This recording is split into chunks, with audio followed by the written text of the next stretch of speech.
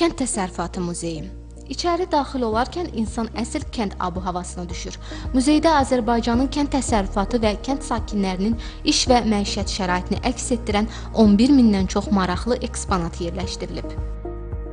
Dünyanın 5 ölkəsində, Macaristanda, Amerikada, Çində, Bolqarıstanda və Azərbaycanda kənd təsərrüfatı muzeyi fəaliyyət göstərir. Azərbaycan hökumətinin qərarı ilə 1923-cü ildə Bakıda kənd təsərrüfatı sərgisi təşkil edilmişdir. Sərgidə eksponatlar, foto şəkillər nümayiş olunmuşdu. Bu sərginin qısa müddət ərzində 8000 insan ziyarət etdi. Belə böyük marağa nəzərə alaraq Azərbaycan hökumətinin qərarı ilə 1924-cü ildə muzey kimi fəaliyyətə başlamışdı. Burada Qobustan qoruğunun maketi, İpək yolu xəritəsi, müxtəlif dövrlərdə Azərbaycanın ayrı-ayrı bölgələrində istifadə edilən kənd təsərrüfatı alətləri, 18-19-cu əsrlərə aid insanların məişətini və təsərrüfat həyatını əks etdirən eksponatlar nümayiş olunur. Muzeyin olduqca möhtəşəm bir abu-havası var. Hazırda mənim olduğum bu ərazi isə dağlıq ərazinin maketi adlanır. Burada gördüyünüz kimi dağlıq ərazidə yerləşən, yaşayan heyvanların da maketləri nümayiş olunur. Misal üçün dağ keçisi, dağ sıçanları, qartal və s. Kənd Təsərrüfatı Muzeyində həmçinin 18-ci əsrin sonu, 19-cu əsrin əvvəllərinə aid kənd qadınının və kişisinin iş, toy, bayram, mərasim geyimləri, bəzək əşyaları, sandıq və digər məişət əşyalarını görmək mümkündür. Bundan əlavə, burada taxta tərəzi, kəfkir, mis qazan, gil bardaq və digər məişət əşyaları sərgilənir. Bu gördüyümüz xışdır, ən qədim əkinçilik alətidir. Yerli ustalar tərəfindən ağacdan hazırlanmışdır. Boyunduruq vasitəsilə iri qoşqu heyvanlarına bağlanır.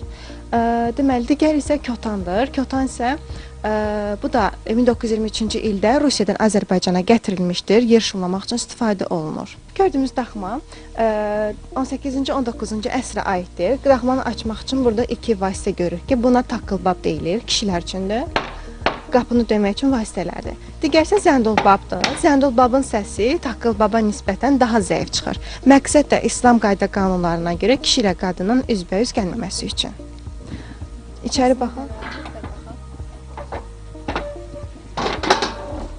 Gördüyünüz kimi daxmanın döşəməsi həsirdən, tavanı qamışdan, divarı isə gil və palçıqdan hazırlanmışdır. 18-ci əsri təsvir edən daxmada biz görürük ki, qadın yuxa açır, çörək pişirir. Göz oxşayan muzeydə bəzi heyvanların dərisi, onlardan hazırlanan məmulatlar, qoyun dərisindən düzəldilmiş motal, cəhrə, yun daraq, 5 dişli yaba, dırmıq kimi məişət nümunələri də ziyarətçilərə təqdim olunur.